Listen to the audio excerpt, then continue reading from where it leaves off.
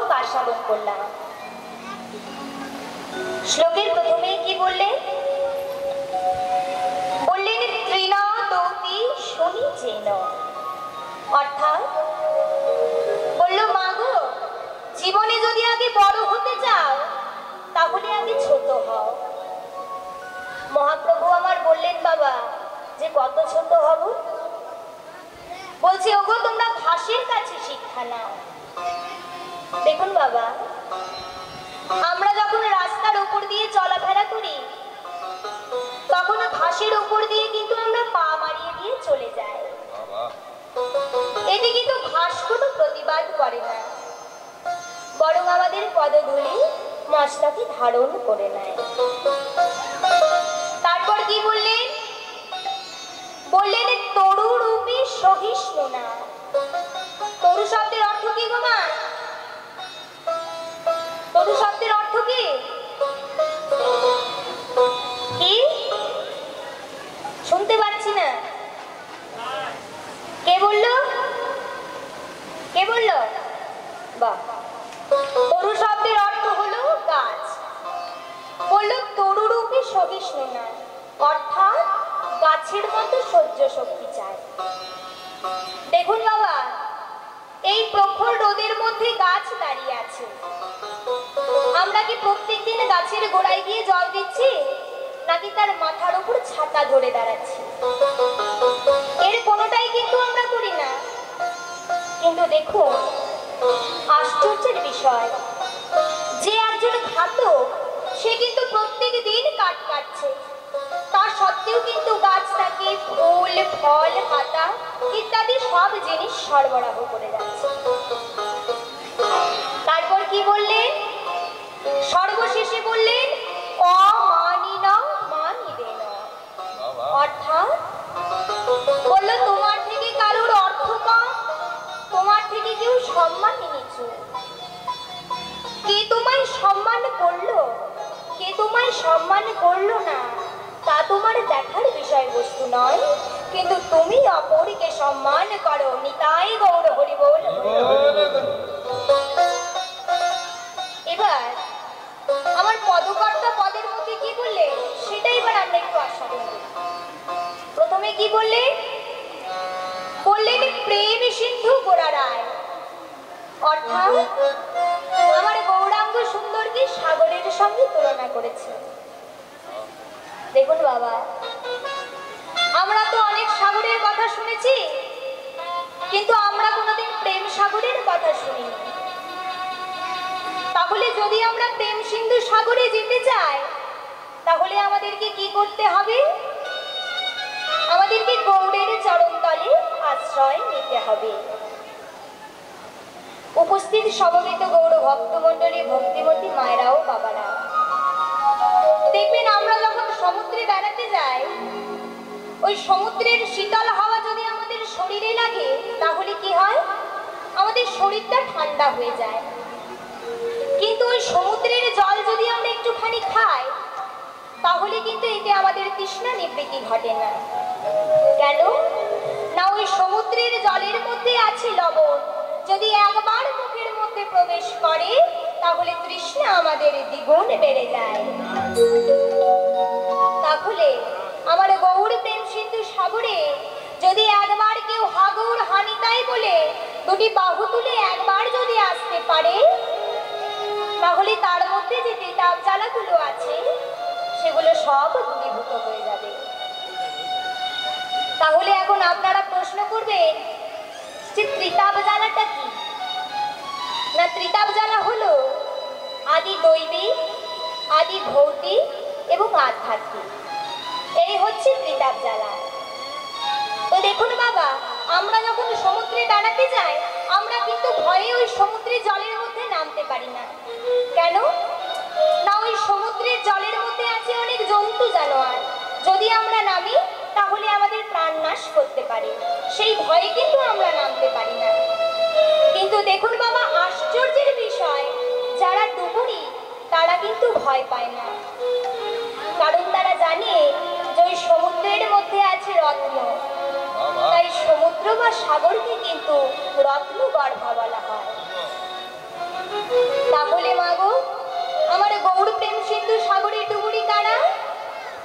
বৈষ্ণব জগতে তারা হলেন সরগোসাই। জয়রূপ সনাতন ভট্ট রঘুনাথ, শ্রীজিৎ গোপাল ভট্ট দাস রঘুনাথ নিতাই তাই বৈষ্ণব জগতের এই সরগোসাই আমাদের জন্য সুন্দর সুন্দর রত্ন কুড়িয়ে এনে যত্ন করে মালা গেঁথে আমাদের গলায় পরিয়ে দিয়েছে। তাই আমার বৈষ্ণব পদকর্তা পদের মধ্যে কি বললে, রূপ সনাতন তুলে নানা রত্ন রূপ রূপ সনাতন তুলি নানা রত্ন সনাতন তুলে নানা রত্ন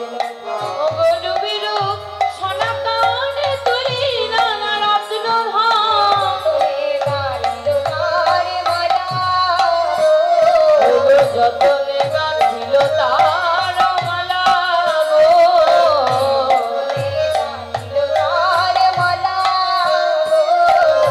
যতনে গাঁথিল তার মালা গো। ও মা, কীর্তন শুনছেন তো মন দিয়ে? বলছি মালা গাঁথতে কি কি দরকার হয়? সুচ সুতো আর কিছু না? সুচ সুতো দিয়ে হয়ে গেল মালা গাঁথা, আর কিছু লাগবে না? ও বাবা, ওই মাকে একটা সুচ সুতো এনে দিন তো দেখি কেমন মালা গাঁথতে পারে। ফুল দেবেন না কিন্তু, গাঁথতে পারবেন? মনের ফুল? বাবা আমি তাই গৌর হরি বল। তা কি লাগে মালা গাঁথতে? সুচ সুতো কতগুলো ফুল। তাই এখানে কি রূপ সুতো দিয়ে মালা গাঁথার কথা বলা হয়েছে গো? আমার বৈষ্ণব পদকর্তা কি বললেন, কেবল ভক্তি সূত্র বন্ধ করি কেবল ভক্তি সূত্র বন্ধ করে লহদেব কণ্ঠে পড়ে, সূত্র বন্ধ করি রহদেব কণ্ঠে পড়ে, কেবল ভক্তি সূত্র বন্ধ করে লহদেব কণ্ঠে পড়ে, রামে পিতা পেরো ও তোমার দূরে যাবে তাপের জ্বালা, তোমাদের জুড়ে যাবে তাপের জ্বালা। ভক্তিরূপ সুতো দিয়ে মালা গাঁথার কথা বলা হয়েছে। তো মা গো, এখানে আপনারা যারা উপস্থিত রয়েছেন সকলের হৃদয় তো ভক্তি দ্বারা পরিপূর্ণ। তাই আমার সকলের কাছে করজোড়ে নিবেদন, যে কোনো হরিবাসনে বা ভগবত আসনে যাওয়ার আগে কণ্ঠে অবশ্যই মালা ধারণ করবে। এখন যদি বলেন বাবা যে মালা পরতে বড্ড লজ্জা লাগে, তাহলে দেখবেন আইনে যেমন আছে আইনের ফাঁকও তেমন আছে, তাই তো? হ্যাঁ মাছ তো আগেই আছে। দেখবেন বাজারের মধ্যে এক ধরনের রেডিমেড প্যাচ সিস্টেম মালা পাওয়া যায়। সেই মালাটা বাড়িতে কিনে নিয়ে আসবেন। কোনো হরিবাসরে বা ভগবত আসরে যাওয়ার আগে সেই মালা কণ্ঠে ধারণ করবেন। আবার যখন বাড়িতে ফিরে আসবেন তখন আবার সেই মালাটা খুলে রেখে দেবেন। এভাবে খোলা পড়া করতে করতে করতে করতে হরিনামের জং যেদিন লেগে যাবে সেদিন টানলেও সেই মালার কোনো তাই গৌর হরি বল হরি বল হরি বল। তাই আমার বৈষ্ণব পদকর্তা কি বললে, তোমরা বড় তর মালা করতর মালা, তর মালা তোমরা করতর মালা, জ্বালা পাবে নন্দলালা বড় তর মালা, যাবে জ্বালা পাবে নন্দলালা করতর মালা, জ্বালা পাবে নন্দলালা বড় তর মালা। যাবে জ্বালা পাবে নন্দলালা করতর মালা। কি বললো? বললো মালা পরলে বলির জীব উদ্ধার হয়। তাই আমার শ্রীকৃষ্ণ চৈতন্য মহাপ্রভু সনাতনকে ডেকে কি বললেন, নামে রুচি জীবে প্রেম বৈষ্ণব সেবন, ইহাই বলির ধর্ম শোনো সনাতন নিতাই গৌর হরি বল। হরি বল হরি বল। ও মা, বলছি পেছনের মালির ঘুম আসছে নাকি? ঘুম আসছে? আমি দেখতে পাচ্ছি যে সামনে যতগুলো বাবা আর এই সামনে যতগুলো মা বসে আছে তারা এই হাতগুলো তুলে দিচ্ছে, আর পেছনের এই কতগুলো মা পেছনের হাত নেই, বলছি তোমাদের হাত নেই নাকি? না না, 4টে করে পা। সব অজুহাত? এখন তো সব এক্সপার্ট অজুহাত দিতে, তাই না? না গো, 4টে করে পা আছে। 4টে করে পা আছে? হ্যাঁ। হ্যাঁ গো বাবা, হরিবাসরে এসেছে, এত লজ্জা কিসে? কয়েকটা দিনের তো আনন্দ, সারাদিনে আমরা এত কর্ম ব্যস্ততার মধ্যে থাকি, শুধু সকাল থেকে সন্ধ্যে পর্যন্ত আমার আমার আমার আমার আমার আমার করে মরে যায়। যার জন্য এই ধরাধামে এলাম, তাকে একটু ডাকবো না? তো এই মহৎ হরিবাসরে এসে যদি হাত দুটোকেই তুলতে না পারলাম, তাহলে কি হরি কথা শোনা সার্থক হলো? হলো না। জানেন করতালি দিলে কি হয়, হাত তুললে কি হয় জানেন? তাহলে শুনে নিন। এক ভক্ত রামকৃষ্ণকে জিজ্ঞাসা করছে, বলি ঠাকুর, করতালি দিলে দুই বাহু তুললে কি হয়? বললো, শোনো বাবা, একটা গাছের নিচে যদি কতগুলো চড়াই পাখি বসে থাকে, গাছটার নিচে গিয়ে যদি একবার জোরসে চাপড় মারো, তাহলে কি হবে? পাখিগুলো সব উড়ে পালিয়ে যাবে। ঠিক সেরকম আমাদের মনের মধ্যেও অনেক পাপ পাখি বাসা বেঁধে আছে। মুখে যদি একবার নিতাই গৌর হরি বলে বলে হাতে করতালি দিয়ে আমাদের মনের মধ্যে যে পাপ পাখি আছে সব দূরীভূত হয়ে যাবে। নিতাই গৌর হরি বলবো। তাই আমার শ্রীকৃষ্ণ চৈতন্য মহাপ্রভু সনাতনকে ডেকে বললেন, নামে রুচি জীবে প্রেম বৈষ্ণব সেবক, ইহাই কলির ধর্ম শোনো সনাতন। কি বললো? বললো নামে রুচি চাই। রুচি মানে কি গো বাবা? খাবারের রুচি না? এই যে ভালো ভালো পোশাক পরিচ্ছদ পরে আছে সেগুলো রুচি? এই কোনো রুচি নয়। রুচি শব্দের অর্থ হলো বিশ্বাস। নামের প্রতি বিশ্বাস চাই। যে প্রেম ভক্তি ভালোবাসার জোরে পঞ্চ পাণ্ডব যুধিষ্ঠির, ভীম, নকুল, অর্জুন, সহদেব এই 5 ভাই ভগবান শ্রীকৃষ্ণকে বন্ধু রূপে পেয়েছিলেন। না, একদিনের এক ঘটনা কি মা, একটু মন দিয়ে শুনবেন। পঞ্চ পাণ্ডব যুধিষ্ঠির, ভীম, নকুল, অর্জুন, সহদেব এই 5 ভাই খাবার খেতে বসেছে। মা কুন্তি রন্ধনশালাতে গেছে খাবার আনতে, সেই ছেলেদেরকে খাবার পরিবেশন করবে বলে। এবার প্রথম সারিতে খেতে বসেছে ভীম। যেই না মা কুন্তি খাবার নিয়ে এসেছে, অমনি ভীম বলছে, ও মা, মা আজ আমার বড্ড ক্ষুধা পেয়েছে, মা তুমি আজ আমায় সব খাবার দিয়ে দাও। ছেলে বলেছে, বাবা মা কি না দিতে পারে? তাই কি করেছে, যে খাবারটা রন্ধনশালা থেকে নিয়ে এসেছিল সব ভীমকে দিয়ে দিয়েছে। এবার আরো 4টে ছেলে তো বসে আছে, তাদেরকে খেতে দিতে হবে। তাই মা কুন্তি কি করেছে, আবার রন্ধনশালাতে গেছে খাবার আনতে। যেই না আবার খাবার নিয়ে এসেছে, অমনি ভীম বলছে, ও মা, মা তুমি আবার আমায় সব খাবারই দিয়ে দাও, কারণ আজ আমার বড্ড ক্ষুধা পেয়েছে। এই বলে যেই না একবার দিয়েছে, দুবার দিয়েছে, 3 বারের বেলায় যেই না ভীম চেয়েছে, অমনি সঙ্গে সঙ্গে মা কুন্তি বলছে, ভীম এ তোর কেমন অভ্যাস? তোর কেবল খাই খাই আর খাই, কাজের বেলায় তো তুই কিচ্ছু শিখলি না, কেবল খেতে শিখেছিস। তুই কি আমার একা ছেলে ভীম? তুই দেখতে পাচ্ছিস না আমার আরো 4টে ছেলে বসে রয়েছে? কেবল খাই খাই আর খাই করে যাচ্ছিস, কাজের বেলায় তো কিচ্ছু শিখলি না। সেই না মা কুন্তি এমন কথা বলেছে বাবা, অমনি সঙ্গে সঙ্গে ভীম যে খাবার থালাটাতে খাবার খেতে বসেছিল, সেই খাবার থালাটাকে প্রণাম করে মনে ব্যথা নিয়ে দুঃখ নিয়ে উঠে গিয়েছে। উঠে গিয়ে মায়ের কাছে বলছে, মা তুমি আমায় কি বললে মা? আমি শুধু খেতে শিখেছি, আমি কাজের বেলায় কিচ্ছু শিখিনি, আমি কেবল খাই খাই আর খাই শিখেছি। বলো মা, বলো তুমি আমার কাছ থেকে কি চাও? আমি মধ্যম পুত্র ভীম তোমার সামনে দাঁড়িয়ে তোমাকে কথা দিচ্ছি মা গো, যে তুমি আমাকে যা চাইবে আমি তোমাকে তাই এনে দেব।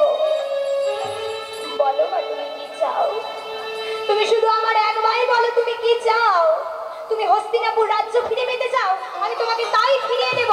তুমি কুবেরের ধনরত্ন ফিরে পেতে চাও, আমি তোমাকে তাই ফিরিয়ে দেব। বলো মা তুমি কি চাও? যেই না ভীম এমন কথা বলেছে, মা কুন্তি আমার মনে মনে চিন্তা করছেন বাবা, যে আমার ভীমের মনে বড় অহংকার হয়েছে, এই অহংকার আমাকে চূর্ণ করতে হবে।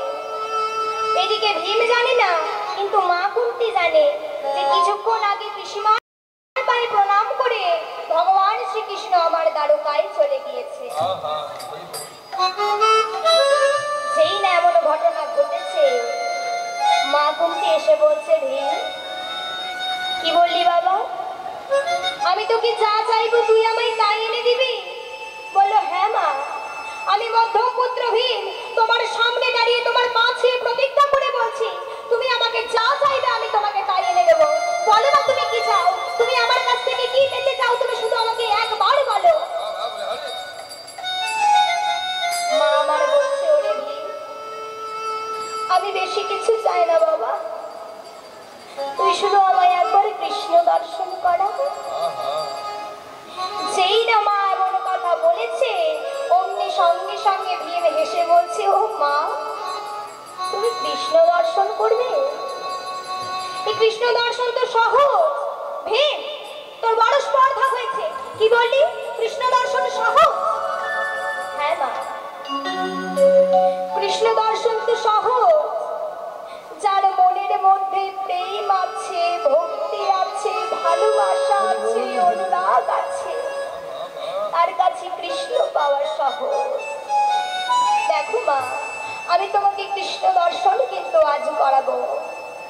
এই বলে ভীম কি করেছে বাবা, তার আশীর্বাদ ওজনের গদাটাকে নিয়ে সেই বাড়ি থেকে বাইরে বেরিয়ে গিয়ে ফাঁকা মাঠের মধ্যে শূন্যে গদাটাকে ছুড়ে দিয়েছে।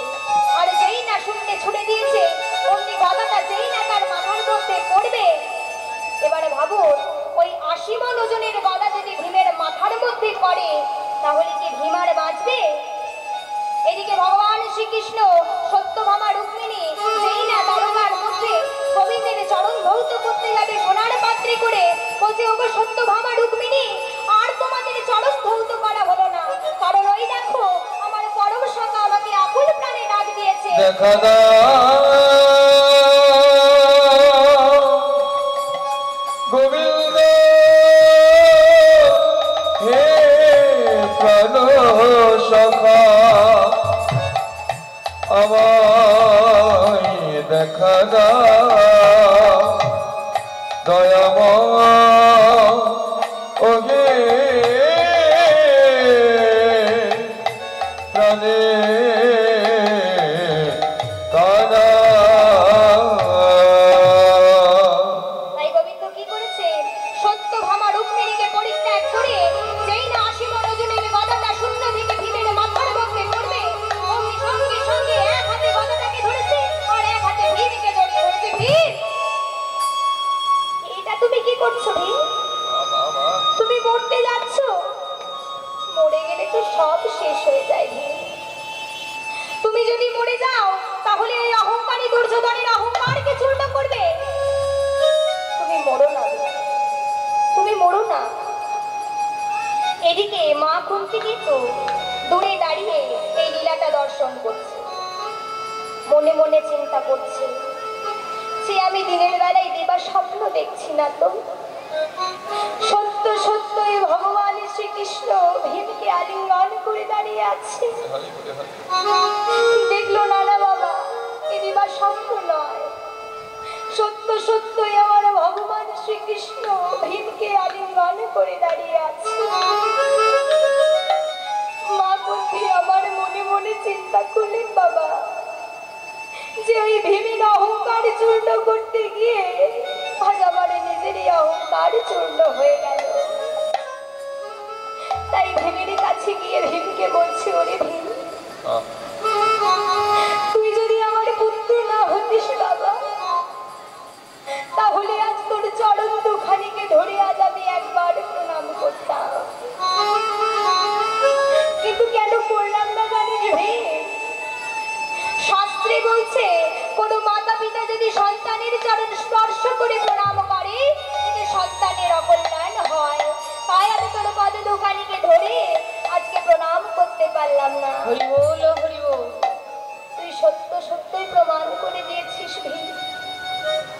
যার মনের মধ্যে প্রেম আছে, ভক্তি আছে, ভালোবাসা আছে, তার কাছে কৃষ্ণ পাওয়া সহজ, ভগবান পাওয়া সহজ।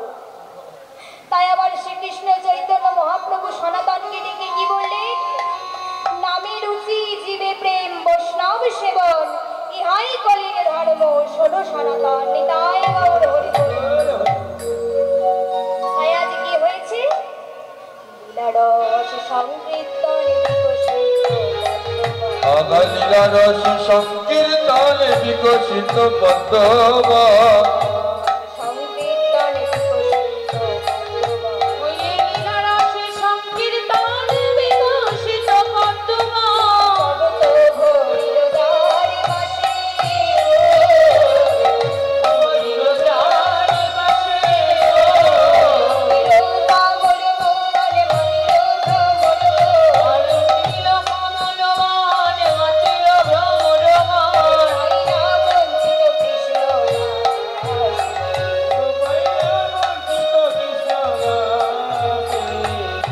বলি আমি বঞ্চিত রইলাম, আমি বঞ্চিত রইলাম। বঞ্চিত রইলাম। গৌর প্রেমে রসায়ন আমি বঞ্চিত রইলাম।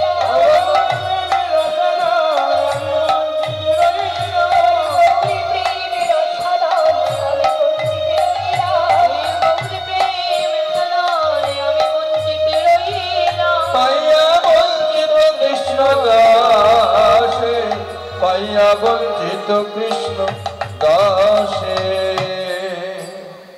মাগো, ভ্রমর যদি একবার পদ্মের মধুর সন্ধান পায়, সে কি আর অন্য ভুলে যেতে চাইবে? চাইবে না। তাই আপনারা যত ভক্ত ভ্রমর এখানে দলে দলে আজকে এসেছেন সেই মধুর রস আস্বাদন করবার জন্য। বাবা যিনি শ্রীকৃষ্ণ চৈতন্য চরিতামৃত রচনা করলেন, তিনি কি কখনো গৌর প্রেম সিন্ধু সাগর থেকে বঞ্চিত থাকতে পারেন?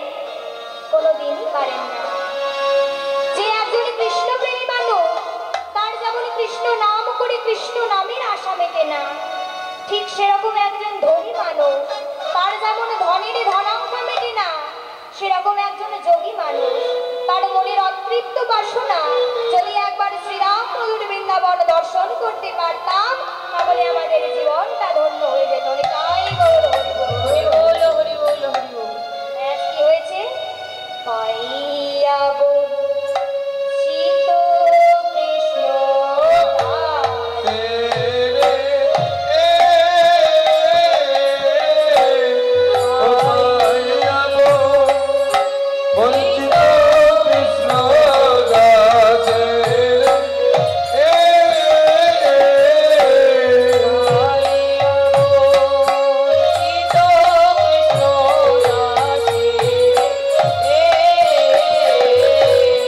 পাইয়া বঞ্চিত কৃষ্ণ দাসে।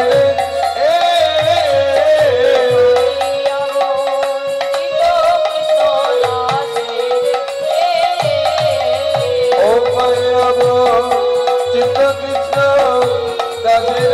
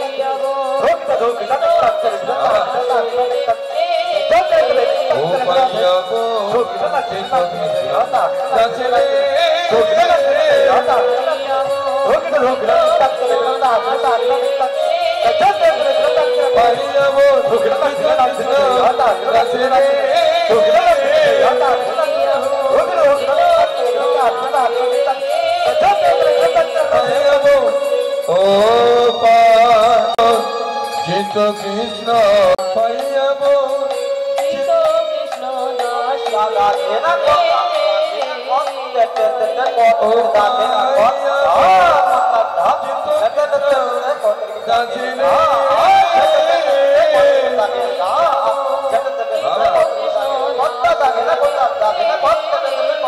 পাইয়াব চিত্ত কৃষ্ণ দাসিনে চিত্ত কৃষ্ণ দাসের পাইয়াব চিত্ত কৃষ্ণ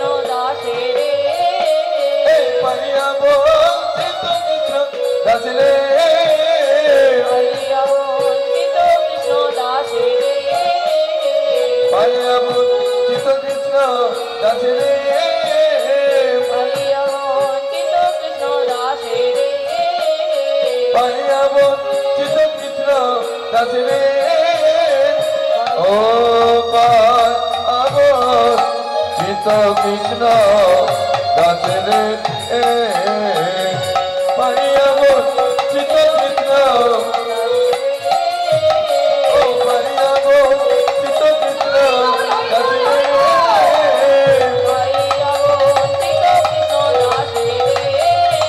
ও পাইয়াব চিত্ত কৃষ্ণ দাসিনে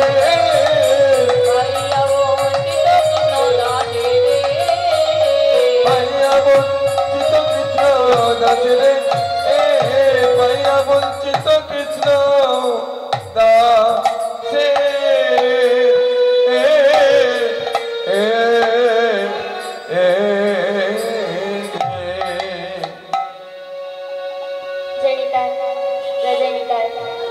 जय जय श्री गुरु प्रेमानंदे निताय गौर गरी हरि भो উপস্থিত সমবেত গৌর ভক্ত মণ্ডলী ভক্তিবতী মায়েরা ও বাবারা, প্রথমেই জানাই কীর্তন জগতের সর্বকনিষ্ঠা জ্ঞানহীনা বুদ্ধিহীনা ভক্তিহীনা কুমারী কীর্তনিয়া তিথি ভট্টাচার্য এবং তার এই পুত্র সম্প্রদায়ের পক্ষ থেকে আপনাদের সকলের চরণে শতকোটি দণ্ডবত প্রণাম। মাগো, হরিকথার এই যে ব্যাপকতর ভাণ্ডার, তার ক্ষুদ্রতম অংশ আপনাদের সামনে পরিবেশন করার কোনো ক্ষমতা আমার নেই। তবু আমার পরম গুরু মাতা পিতার কৃপায় এবং গুরুদেবদের কৃপায় আমি যেটুকু কৃষ্ণ ভজনা আয়ত্ত করতে পেরেছি, আমি সেটুকু অংশেরই রস আস্বাদন করানোর চেষ্টা করব। আমার এই কৃষ্ণলীলার মধ্যে, হরিকথার মধ্যে অনেক ভুল ত্রুটি হয়ে থাকবে।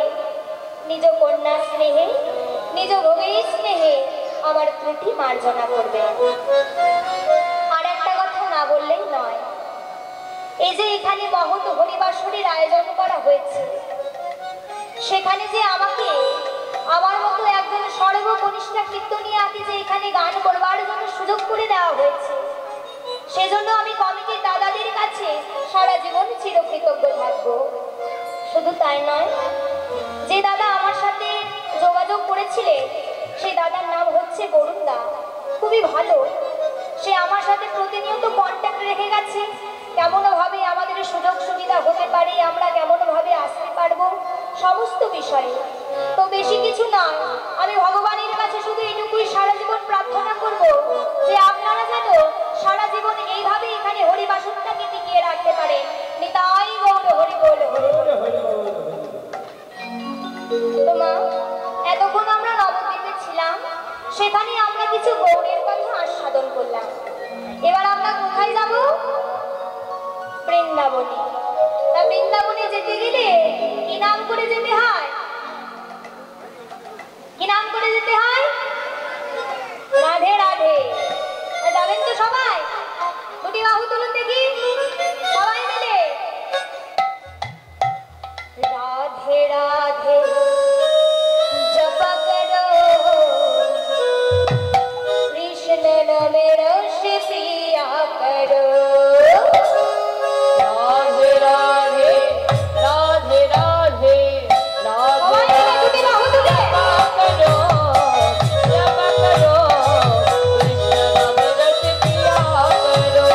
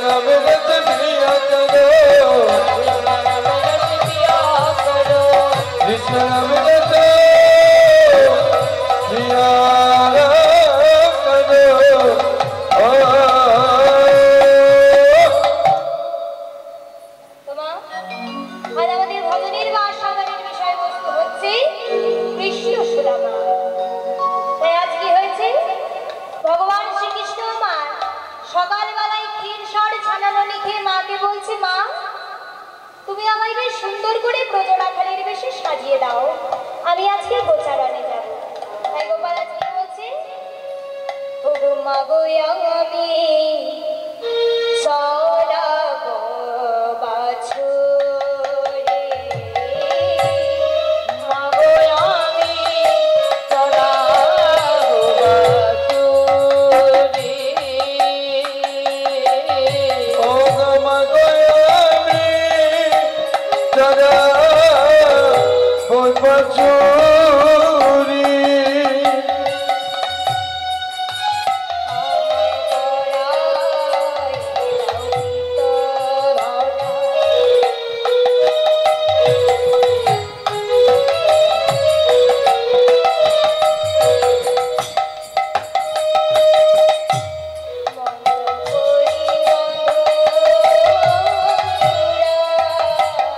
আমায় পালালিয়া পিতধ্বজা,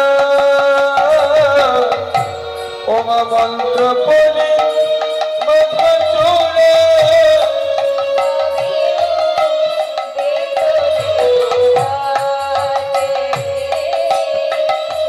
ছিনবেনু মিত্র প্রেমর গতে। মা গো আমায়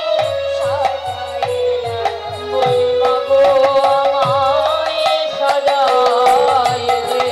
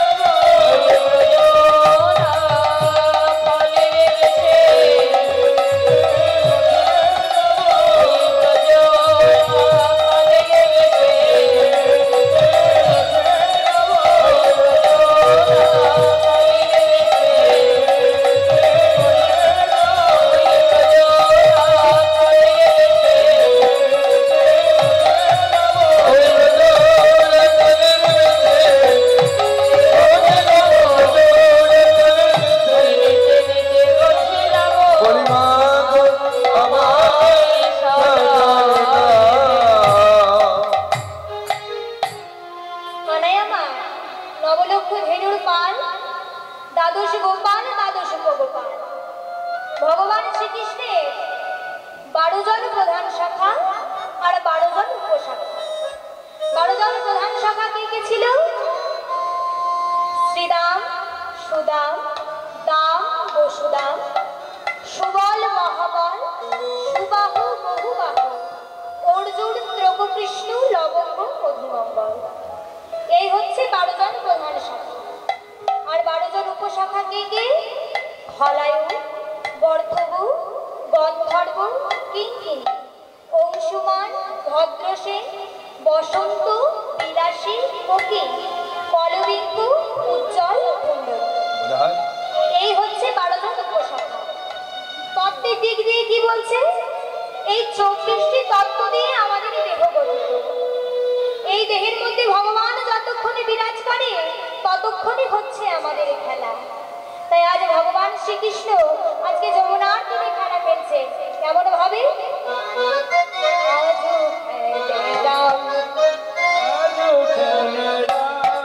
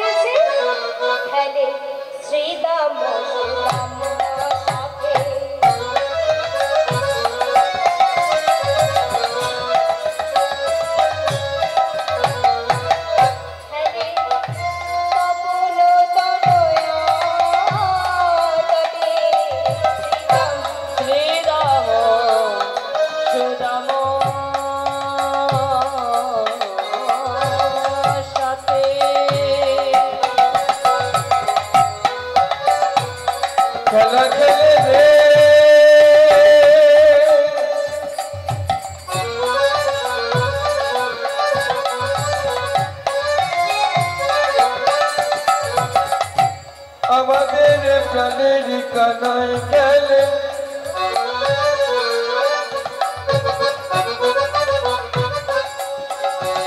খেলে রে ওই যমুনার তীরে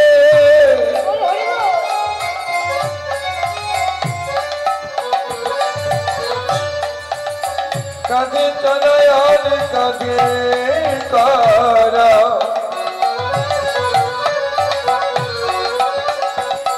খেলা খেলে রে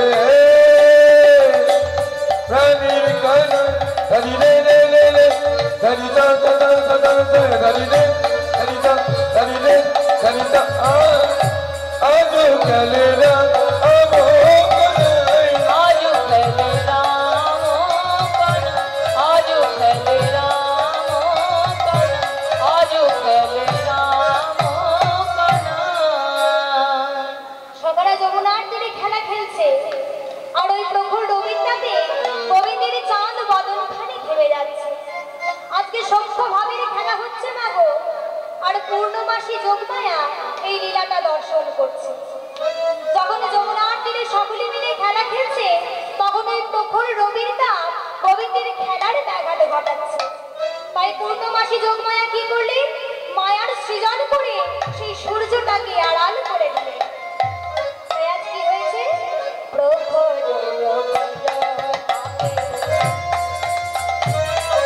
ওই প্রখর রবির তাপে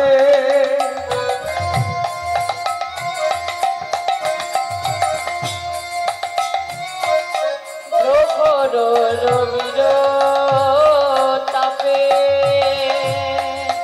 অনায়ের চাঁদ বদন ঘামিয়াছে প্রখর রবির তাপে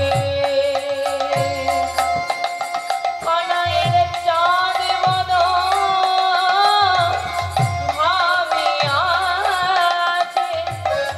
তখন মেঘে ঢাকে দিনমণি,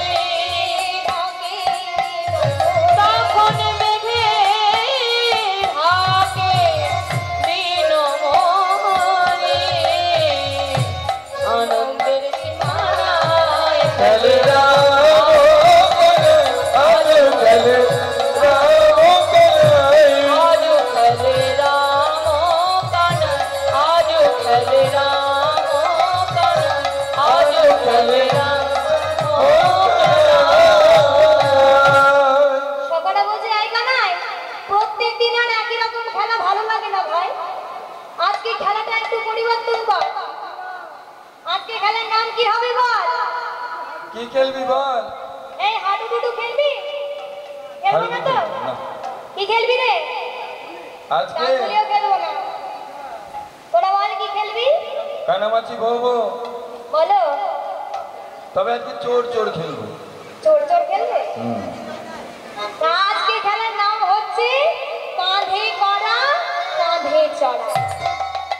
বলে ও কানা তাহলে বলো কেই বা কাঁধে করবে আর কেই বা কাঁধে চড়বে? এই এরকম করে সমাধান হবে না, আমি চড়বো। শোন, ওই যে দূরবন দেখতে পাচ্ছিস, ওই দূরবন থেকে না 25টা পাতা তুলে নিয়ে আসবি, বুঝলি? পাতা দিয়ে কি হবে রে ওই পাতাগুলোর মধ্যে একটা পাতাতে ছিদ্র করা থাকবে, আর ওই ছিদ্রযুক্ত পাতাটা যার কপালে ঢুকবে সেই হচ্ছে আজকে খেলার চোর। আচ্ছা ঠিক আছে তাই হবে এই নে যা। নে পাতা নে তাহলে সবাইকে পাতা দিচ্ছি, হ্যাঁ? হ্যাঁ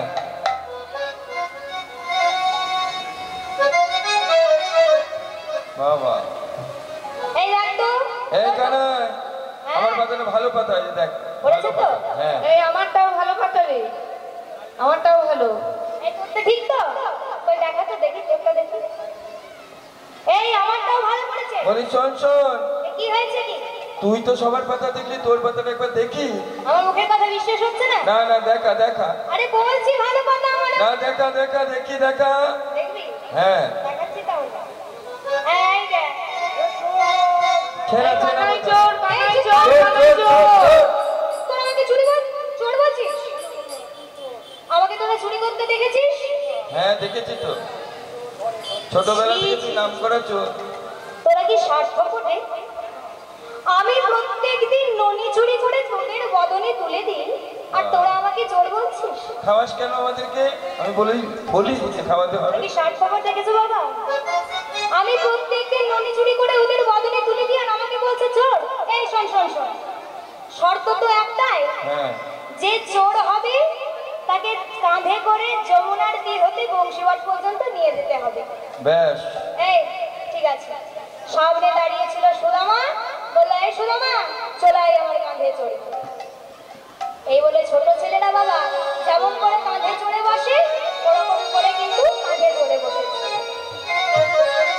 অন্তর্যামী ভগবান আমার মনে মনে চিন্তা করছে বাবা, যে ভক্তরা প্রত্যেকদিন আমাকে কাঁধে নেয়, কিন্তু ভক্তির পদধূলি অঙ্গে দেখেছি কি আনন্দ, তা তো আমি কোনোদিন অনুভব করিনি।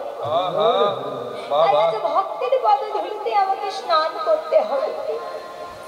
তাই সুদামাকে কাঁধে নিয়ে কানাই চলে যাচ্ছে, কিন্তু তাতেও তার সুখ হচ্ছে না বাবা।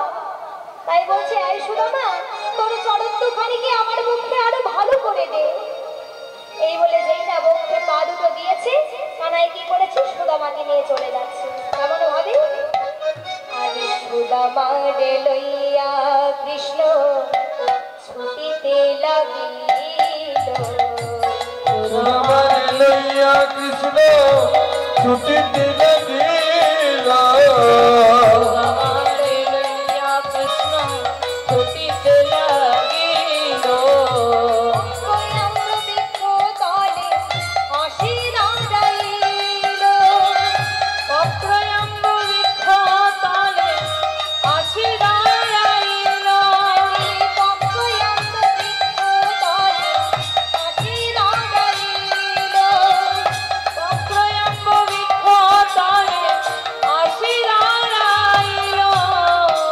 দাঁড়ারে দাঁড়ারে কানাই, দাঁড়ারে দাঁড়ারে কানাই, দাঁড়ারে কানাই, দাঁড়ারে দাঁড়ারে কানাই। এত জোরে ছুটিছে নেওয়া, দাঁড়ারে দাঁড়ারে কানাই। এত জোরে ছুটিস না ভাই, দাঁড়ারে দাঁড়ারে কানাই। এই কানাই, দাঁড়া দাঁড়া দাঁড়া দাঁড়া, দেখ দেখ দেখ গাছে কত সুন্দর সুন্দর আম পেকে রয়েছে দেখ। এই শোন শোন, আগে একটা দুটো তিনটে পেড়ে খেয়ে নি বুঝলি, তারপরে যাওয়া যাবে। এই বলে কি করেছে সুদামা একটা দুটো তিনটে করে আম পেড়েছে। এবার পেড়ে যেই না নিজের বদনে দিতে যাবে অমনি মনে মনে চিন্তা করছে বাবা, যে আমটা আগে আমি খাবো নাকি আগে কানাইকে দেবো। বাবা এই কথা চিন্তা করতে করতে কিন্তু হঠাৎ দুষ্টু কংসের কথা মনে পড়ে গিয়েছে, যে কি করেছিল কানাইকে মারবার জন্য পুতনার স্তনে বিষ মাখিয়ে রেখেছিল। না জানি এই বৃন্দাবনে ফলের মধ্যেও বিষ মাখিয়ে রাখতে পারে, আর সেই বিষ মাখা ফল খেয়ে যদি আমাদের কানাই মরে যায় তাহলে আমরা বৃন্দাবনে সবাই কানাই খারাপ হয়ে যাব। আমরা যদি মরে যাই কানাই আমাদের ঠিক বাঁচিয়ে নেবে, কিন্তু কানাই যদি মরে যায় তাহলে তো আমরা তাকে বাঁচিয়ে তুলতে পারবো না। তার প্রমাণ কি ওই কালিয়া দমনের দিন, যেদিন আমরা সবাই অচৈতন্য হয়ে পড়েছিলাম, সেদিন কানাই সুস্থ ছিল বলেই কিন্তু আমাদের বাঁচিয়ে তুলেছিল। এই বলে কি করেছে একবার দুবার তিনবার ভালো করে আমটা আগে খেয়ে পরীক্ষা করে নিয়ে কানাইকে বলছে এই কানাই আমটা খেয়ে দেখ বড় মিষ্টি। কানাই বলছে হ্যাঁ রে সুদামা ঠিক বলেছিস, আমটা খুব মিষ্টি। সুদামা বলছে এই কানাই সব আমটা খেয়ে নিস না, আমায় একটু দিস। বলছে এ তোর কেমন অভ্যেস রে, আগে নিজে খেলি তারপর আমায় দিলি, আবার বলিস কিনা আমটা একটুখানি দিতে। বলে ওরে কানাই কেন চাইছি জানিস, তবে শোন। তোরে বড় মিঠো লাগে ভাই রে কানা, তোরে তো বড় মিঠো লাগে ভাই রে কানা।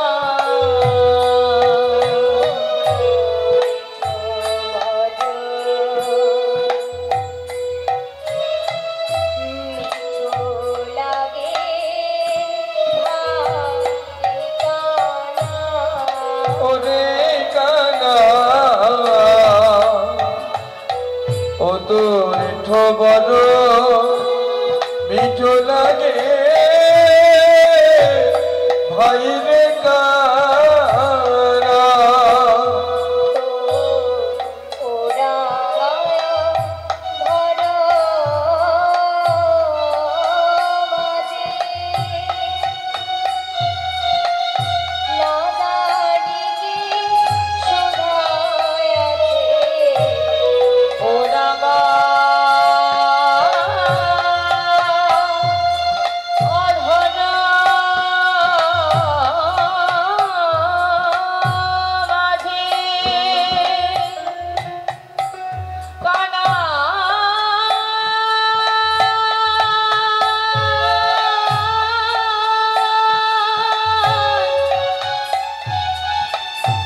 ওরে আমার প্রাণের কানা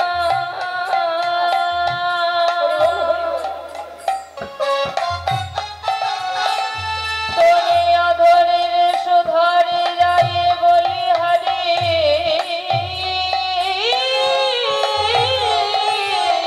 যা ওরা গা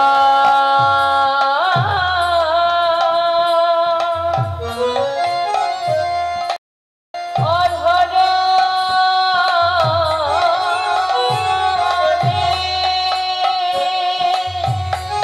বানায় না জানি কি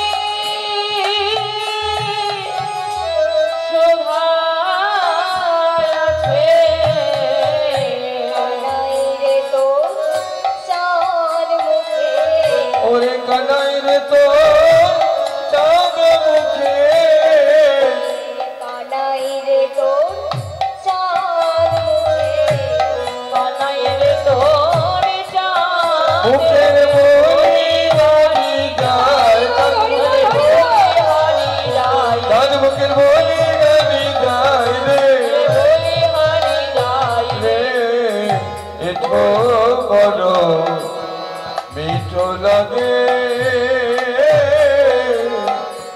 ভাই রে কানা কানাই বলছে এই সুদামা আমি তোকে আমটা এমনি এমনি দেবো নাকি আমায় কিছু উপহার দিবি না এই বলে সুদামার গলায় যে মুক্তার মালাটা ছিল সেটা কি করেছে কানাইয়ের গলায় পরিয়ে দিয়েছে পরিয়ে দিয়ে কি বলছে এই উপহার আয় আয়া রে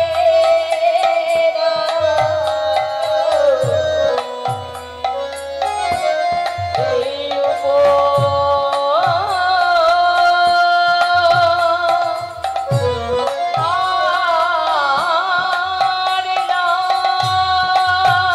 খানা খাইয়া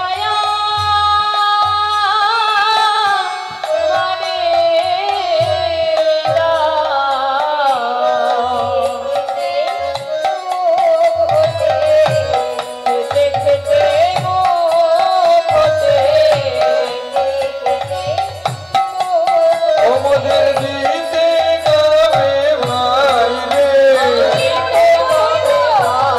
মোদের দিতে গাবে ভাই রে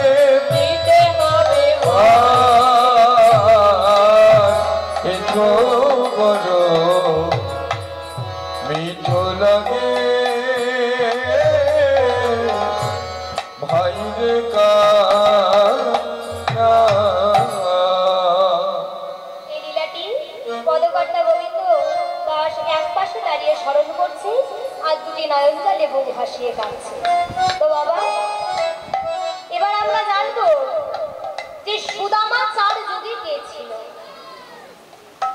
না সত্য যুগে চার ভগবান বাসুদেব সংকর্ষ প্রদ্যুম্ন অনিরুদ্ধ এই চার ভগবান সত্য যুগে লীলারস আস্বাদন করলেন এবং গভীর বাদে খেলা খেললেন সত্য যুগের পরে কি হয় ত্রেতা ত্রেতাতে সেই চার ভগবান চার ভাই রূপে এলেন কি নাম রাম লক্ষ্মণ ভরত শত্রুঘ্ন এই ত্রেতা যুগে চার ভাই আনন্দ বেশি খেলা খেললেন তাহলে সত্য যুগের 3 নাম্বার ভগবান কে?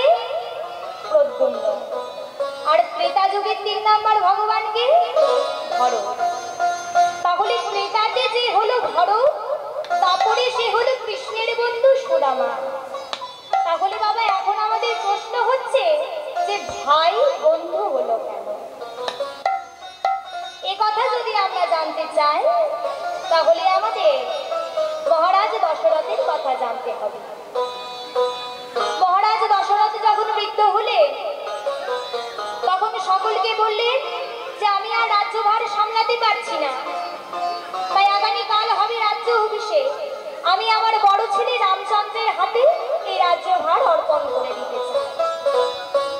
সকল অযোধ্যাবাসী যখন শুনল যে রামচন্দ্র রাজা হবে তখন সকলের মনে আনন্দের সীমা নেই বাবা।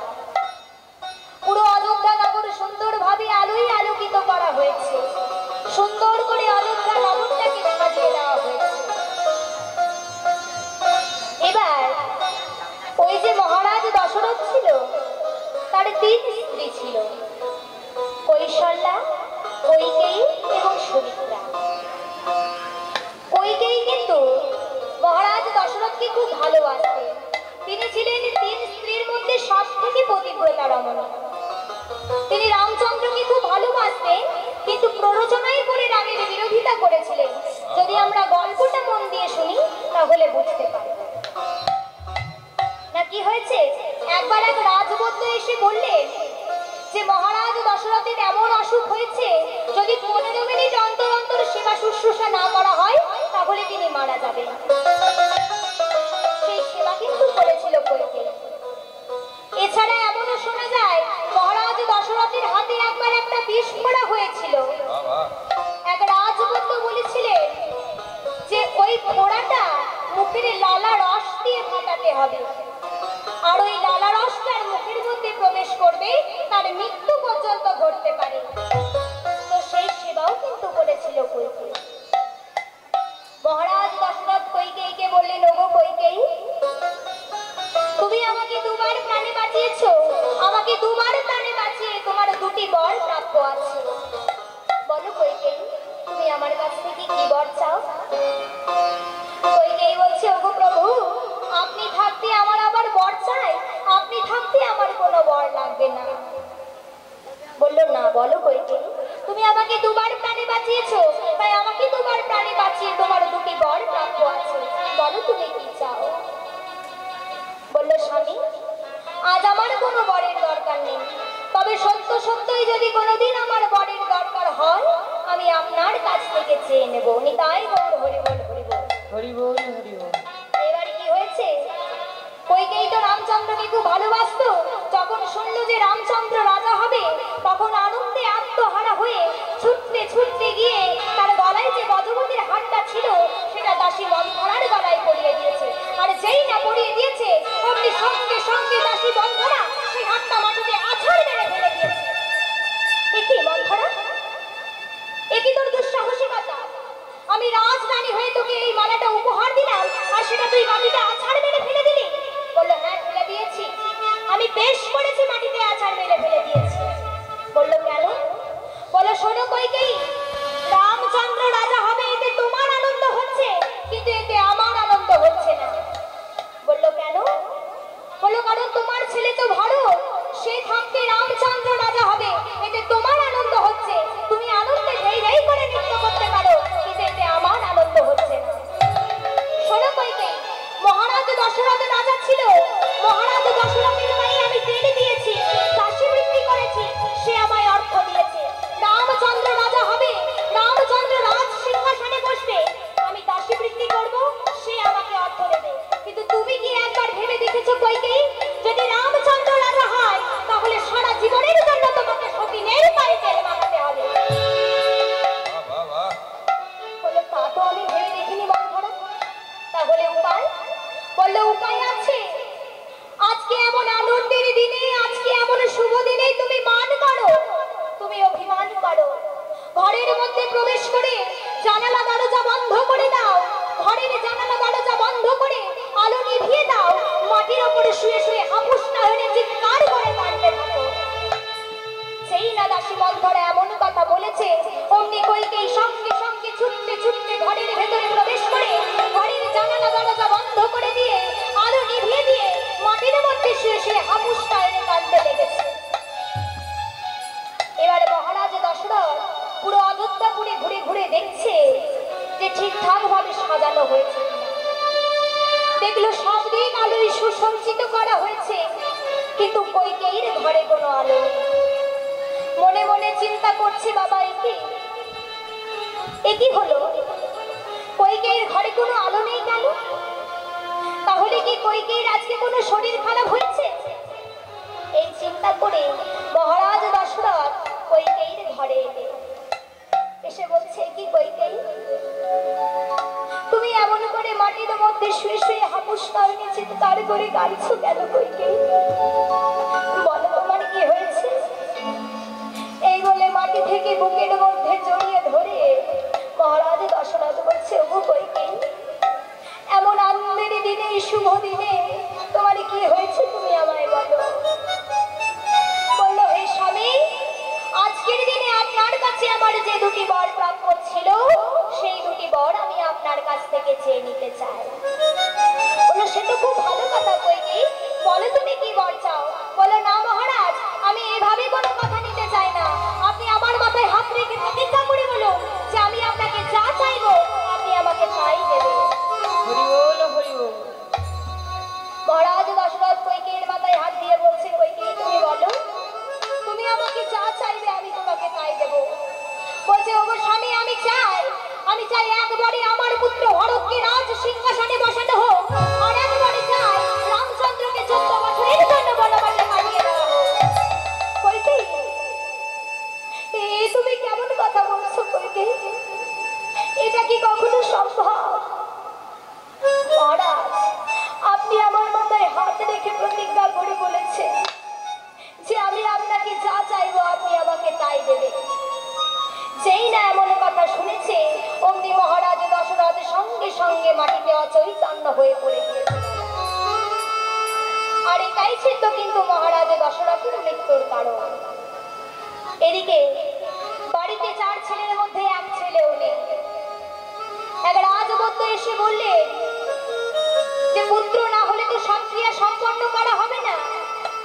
যেই না শুনেছে যে 14 বছরের জন্য রামচন্দ্রকে বনবাসে যেতে হবে, অমনি রামচন্দ্র তো 14 বছরের জন্য বনবাসে চলে গেছে।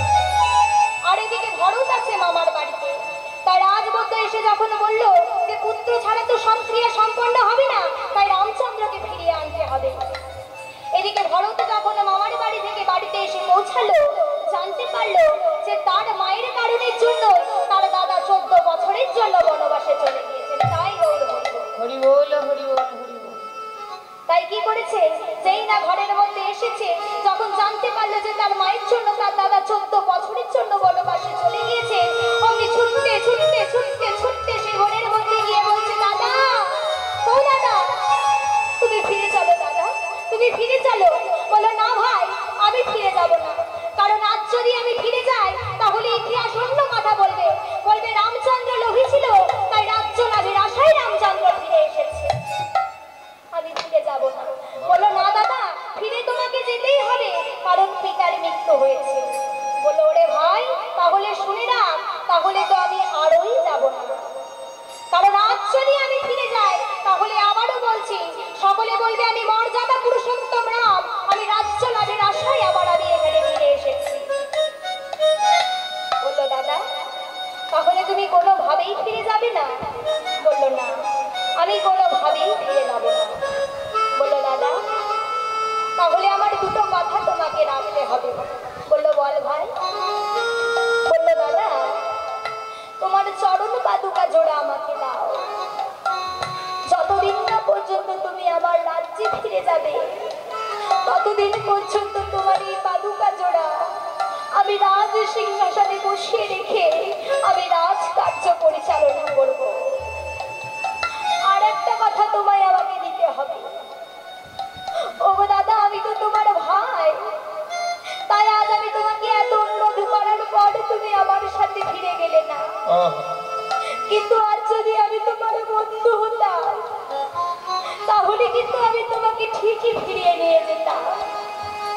ওগো দাদা, তুমি আমাকে এই আশীর্বাদ করো যে ভাই ভাই এত দ্বন্দ্ব, এত বিবাদ, এত কলহ, আগত দাপর যুগে যখন তুমি জন্মগ্রহণ করবে তখন তুমি আমাকে তোমার ভাই রূপে নয়, তোমার সখা রূপে জন্ম দিও।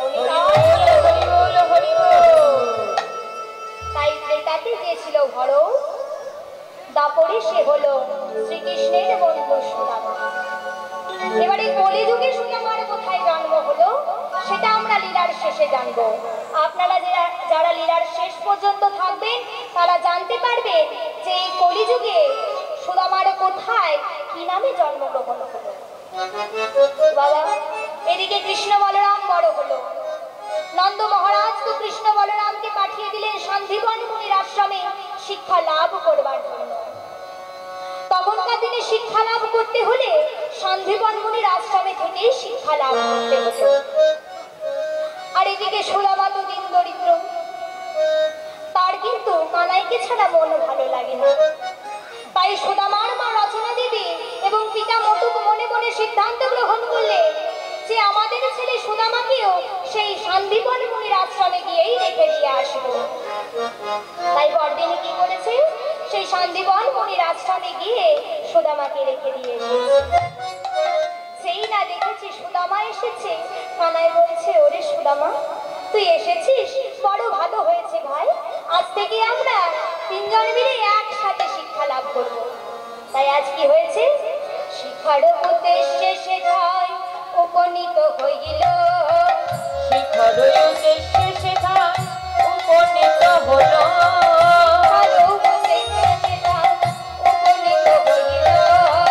শিক্ষার উদ্দেশ্যে শেখায় উপনীত হলো,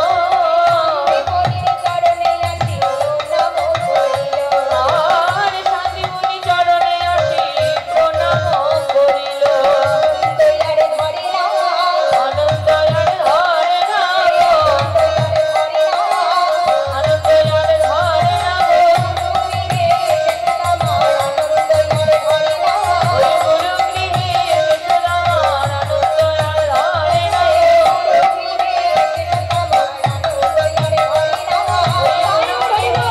সুদামার আনন্দ আর ধরে না। সেই না এসেছে, তিনজন মিলে সন্দীপন মুনির চরণে প্রণাম করেছে। মুনি বলছে, বলো তোমরা কি কি শিখতে চাও? বলরাম বলছে, গুরুদেব আমি ধনুর বিদ্যা শিখতে চাই। বললো, তাহলে তোমাকে আগে ধ্যান করা শিখতে হবে। বললো, সুদামা তুমি কি শিখতে চাও? বললো, গুরুদেব আমি বেদ শিখতে চাই। বললো, বেদ তো আর লিখে দেওয়া যাবে না, তাই তোমাকে শুনে শুনে মুখস্থ করতে হবে। কানাইকে বলছে, কানাই তুমি কি শিখতে চাও? বললো, গুরুদেব আমি 64 বিদ্যা শিখতে চাই। বাবা তখনকার দিনে সন্দীপন মুনির আশ্রমে 64 বিদ্যা শেখানো হতো। তাই গুরুদেব বলছে, শোনো তোমরা যদি এগুলো শিখতে চাও তাহলে তোমাদেরকে আশ্রমে কিছু কাজ করতে হবে। এই যেমন ধরো আশ্রমের গাছে জল দেওয়া, ঘর পরিষ্কার করা, এই সমস্ত কাজগুলো কিন্তু তোমাদেরকে করতে হবে। এই কথা কিন্তু গুরুদেবের সাথে তাদের হয়েছে। ঠিক এমন সময় গুরুপত্নী সুমুখী দেবী সুদামাকে বলছে, সুদামা এই আশ্রমে আজকে রান্না করবার জন্য কোনো কাঠ নেই, তোমাদেরকে জঙ্গল থেকে কাঠ নিয়ে আসতে হবে। তাই আজ কি বলছে, একদিন